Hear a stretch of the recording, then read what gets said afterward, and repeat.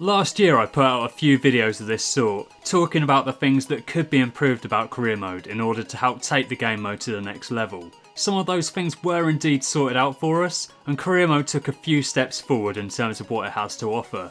There's still plenty more that could be done though, and in today's video I'm going to be outlining 10 things that I personally want to see in FIFA 19 career mode. Champions League licensing has already been confirmed for FIFA 19. There's so much more that could be done with the game beyond just adding some fancy new graphics though, and hopefully we'll see some of the things that I'll be talking about today included in the game in the not too distant future, either in FIFA 19 or in the next few years. And of course, if you've got anything to add regarding awesome new features that you feel should be added to the game in the future, let me know your thoughts in the comments section down below. Last year I produced a follow-up video featuring some of my favourite ideas that you came up with, so if I do that again this year, you may just find yourself featured in a future video. So let's get into it then, and let's talk about these 10 ideas to help take FIFA career mode to the next level. There'll be some computer versus computer gameplay in the background featuring an all-time Guardiola 11 up against a Mourinho 11, just so that you've got something visual to focus on. Smash that subscribe button for more, and of course if you do go on to enjoy this video today, be sure to leave it a like too. Now then, at some point or another, the majority of us have probably simulated a game in career mode, ultimately losing a match that we should really have won. When that happens, that defeat is obviously on you, as you made the decision to sim that game rather than play it. But why can't we have the best of both worlds? Why can't we start out in a managerial capacity, but hop into the game to play it for ourselves at any point if things aren't really going our way? In other EA Sports games such as NBA Live and Madden, you can do exactly that. And in NBA Live, even if you're not actively engaging with the game during the simulation process, you'll get prompts like this coming up on the screen if a game's tight, offering you the choice to jump in and play, or carry on simulating. In both NBA Live and Madden you can switch back and forth between gameplay and simulation as you wish, and if they could do a similar sort of thing with FIFA, that would be absolutely amazing. And it'd also be great to see more leagues and tournaments included in the game. The third tier of German football was added for FIFA 18, which was definitely a nice touch for those wishing to do a Road to Glory career mode in Germany. For FIFA 19 though, I'd like to hope that things will be expanded upon even further, and that the Chinese Super League will finally make its way into the game. We already know about the UEFA Champions League and Europa League featuring in FIFA 19, but it'd also be great to see other continental tournaments such as the CONCACAF Champions League and the AFC Champions League present in the game. I know that the AFC Champions League has already been confirmed for PES 2019. I'm not entirely sure if that's an exclusive license though, so yeah, there is hope, and fingers crossed that at some point in the future, those other continental tournaments can make their way into the game, along with the UEFA Champions League and Europa League, which, don't get me wrong, that's a massive step forward and it will be great to see those competitions included in the game, but yeah, I'd also like to see a lot more too. And another nice little touch that I personally absolutely love to see in FIFA 19 career mode is the ability to upgrade your stadium. If you're using a team with a licensed stadium, then obviously that's fair enough that those stadiums should remain the same, but for all the teams rocking generic stadiums, it'd be great if you could move on to bigger and better stadiums as you progress through the game. If you start out in the lower divisions, then of course it does make sense that you should be playing your home games in a fairly small scale stadium. Once you've taken that team to the Champions League and you're still stuck in the same tin pot arena 15 seasons in, however, that's not quite so cool. And come to think of it, that 15 season limit in itself is something that really needs to change. We've been able to play 15 seasons in career mode since FIFA 06. Why are we still limited to the exact same number of seasons as we had back in the PS2 days? And in terms of the youth setup, there's definitely a lot more that could be done with the game in this area. At the moment, players are either in your academy where you get updates on them once per month as to how they're looking for the future, or they're in your main squad, probably not getting much first team football. If there were to be some sort of youth league system introduced into the game though, this would add a heightened level of realism.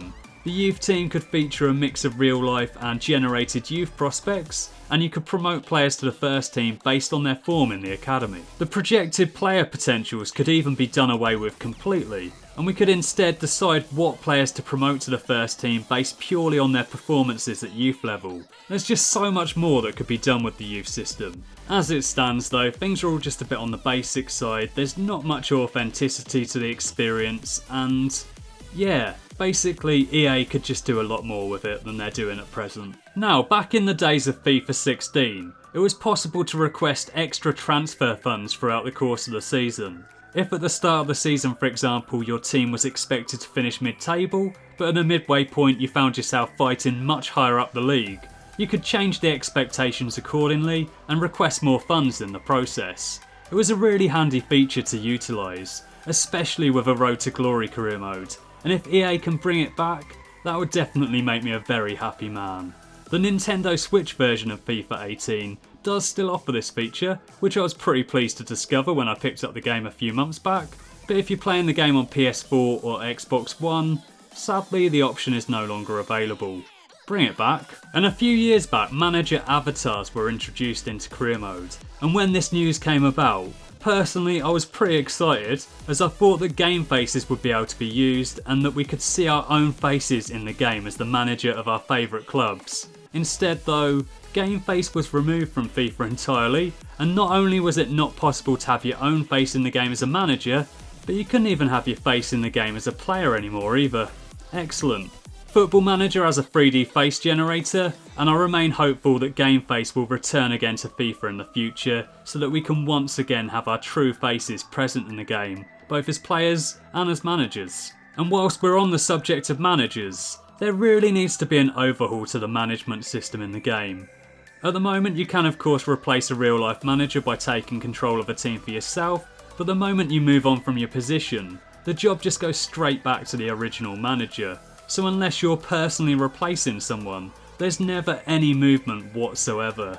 Which is slightly ridiculous in all honesty. If managerial changes can be implemented into the game in the future though, then this would definitely help increase the realism of the game mode. When you make it to the year 2030, and a now 80-year-old Arsene Wenger is still somehow managing Arsenal, 12 years after he left in reality, that's just a bit weird. Then again, it's also slightly bizarre when you're scoping the managerial changes in Football Manager, and you find Quadrado managing Aston Villa. So I guess it works both ways really, and as if Mourinho's still going to be at United in 9 years time. And the current player growth and decline system in FIFA can at times produce some pretty interesting results. In FIFA 17 for example, I once tracked Lionel Messi's decline, to the point where he ended up with 1 rated physical stats for acceleration, sprint speed and agility. I'm not sure if I've ever seen anything quite so drastic in FIFA 18 to be fair, but 12 agility for a 37-year-old Memphis Depay is still a pretty impressively steep fall from grace. For younger players meanwhile, something that was an issue in FIFA 17 that still remains to be a problem in FIFA 18 is just how many younger players end up with numerous 99 rated stats. Composure meanwhile doesn't tend to change much throughout the course of a player's career, so you see quite a lot of high rated players with extremely low composure, and it's also an all too familiar sight to see strikers with a bunch of crazy stats in the high 90s that somehow have worse finishing than Nicholas Bentner. The growth system as it stands can produce some pretty weird results, and as fun as it can be to play the game with a bunch of superhumans, there definitely need to be a few tweaks to the growth system in the game. It'd also be quite a nice little touch if player ratings change dependent upon what position you moved a player to. That's exactly how it works in PES, and it's a much better system in my opinion. With player training you can train your players up to be proficient in multiple different positions, and it would just be nice if you could see on the screen exactly how good they are in every single position. And one final thing that I'd love to see featured in FIFA 19 career mode is the ability to train a player up and improve their weak foot or skill move abilities. Back in FIFA 16, I was able to sign up this incredible young right back from West Brom. He had so many amazing stats, but he wasn't exactly blessed in the skills department. I nicknamed him Remy Prosser the 5-star crosser due to his supreme crossing ability. Sadly though, with 1-star skills, he wasn't even capable of doing ball rolls. Nonetheless though, he was one of my very favourite players to use in the game. But if skill move training had been a thing back then, Remy Prosser would have been absolutely unstoppable. Plenty of goalkeepers come through the academy with 2-star or even 3-star skills, yet every so often you'll get an outfield player like Prosser that can't even manage the most basic of skills. Even if it was only possible to improve weak foot or skills by 1 star, that would at least be something. If you could train everyone up to 5 stars and have every single player on the pitch running around performing elasticos and rainbow flicks, that would be a bit ridiculous. Some form of training so that players like Prosser could at least learn to perform simple skills like dragbacks, ball rolls and body feints, however, would be extremely pleasing. So those are the 10 things that I personally would absolutely love to see featured in FIFA 19 career mode. Let me know your thoughts in the comments section down below. Are there any new features that you'd like to see, or old features that have been removed from the game at some point? Let me know your thoughts, and yeah, I'll look forward to reading your comments. Anyway though, thanks for watching, have an awesome day, enjoy the rest of the World Cup, and I'll catch you again next time.